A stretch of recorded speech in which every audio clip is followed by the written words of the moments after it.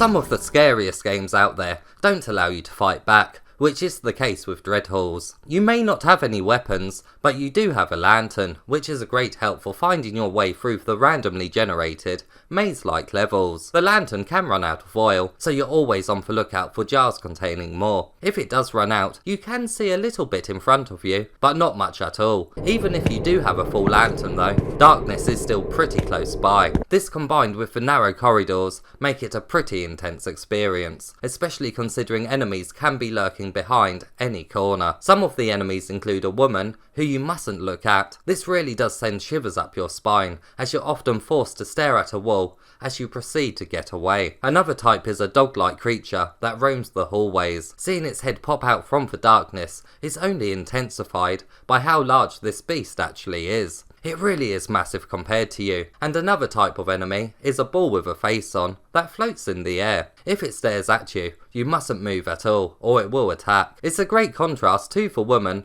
especially considering your first reaction is really to run and hide. You can't constantly run though, as you will run out of breath. The really cool thing about how you run in this game is the fact that the touch controller's grip button is used for it. So in the real world, you will need to clench your hand to pick up speed. This action just makes the situation that much more realistic, and I'd love to see it used in horror games more from now on. Another action that works very well here is how you open doors. To unlock one, you must rotate your hand quickly from left to right. It's not realistic, but the movements you must make do create a sense of urgency. The enemies can have a downside though. If you are attacked, it's game over, and you start a randomly generated floor again. Sometimes the enemies can trap you in a dead end, which makes your death feel unfair, but I actually quite like this setup, as it makes each journey that much more unpredictable, and each floor isn't really large enough to make you feel like you have lost a lot of progress. The randomness does make up a lot of the fun and terror in this game. The main aim of the game is to find a human eyeball in each location. When you find it, you can either exit the level or continue exploring to find other items. You can see how much of the area you have explored thanks to a map that gets updated as you walk around. As well as oil jars, you can find lockpicks that can be used to open doors instantly. These are great if you're being chased and don't have time to shake your hand left and right. And coins can be found that can be spent at head statues. Doing so will give you a choice of questions to ask about your situation. The story here isn't really the best, even when learnt in one of the many documents that are found lying around. If you're looking for a deep horror story,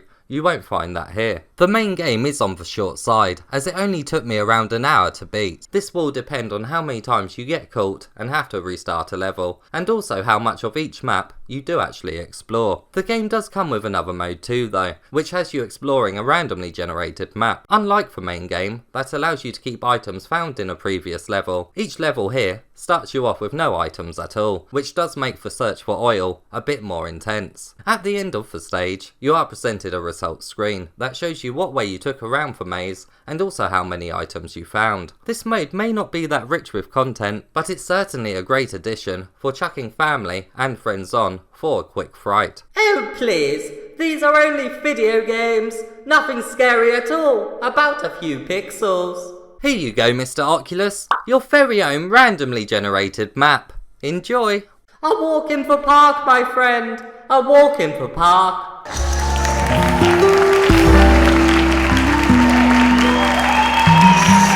In terms of gameplay, the game is very basic, but that doesn't really matter when it comes to being frightened, because the atmosphere in this game really is amazing. To read your map, you must actually shine your lantern on it. It's only a little action, but it does ground you in this world so much more. You really do feel alone and helpless here, so much so that the dark ambient music is actually a welcomed noise, because when it goes, you're left with only the sound of your footsteps.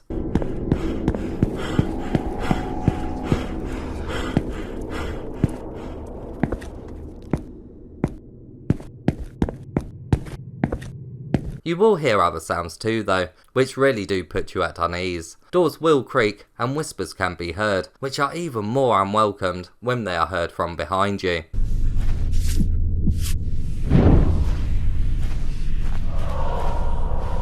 That's not to say that there isn't some almost pleasant music here too though, such as the type that is heard when you enter a large open space.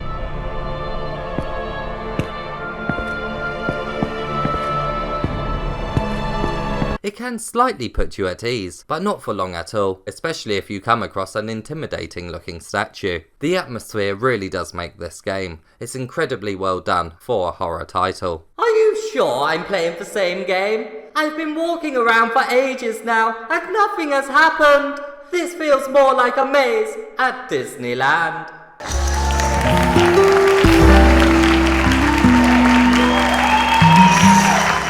I played this game on the PSVR a while back, but my previous knowledge of the game didn't stop me from sweating all over again. The fact that you just don't know where the enemies will be, along with the brilliant sound design, make it a timeless horror game. Sure, the gameplay elements here are certainly starting to show their age, and it would have been great to see some more meaningful content added to the Quest version, but the atmosphere here is still top quality, which really does make up the majority of any horror experience, even more so for games that are in a virtual space. To me, I have always classed this game as the virtual reality Slender Man, due to the randomness and the ability to pop it on for a quick burst of horror. You're instantly immersed due to the closed-in corridors and the lack of light. It really is a timeless fright. Absolutely terrible review. I haven't seen one scary thing that you mentioned. This will go down as... What was that?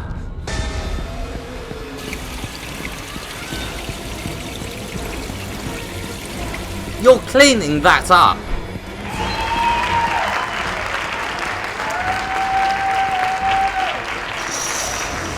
Mr. Oculus.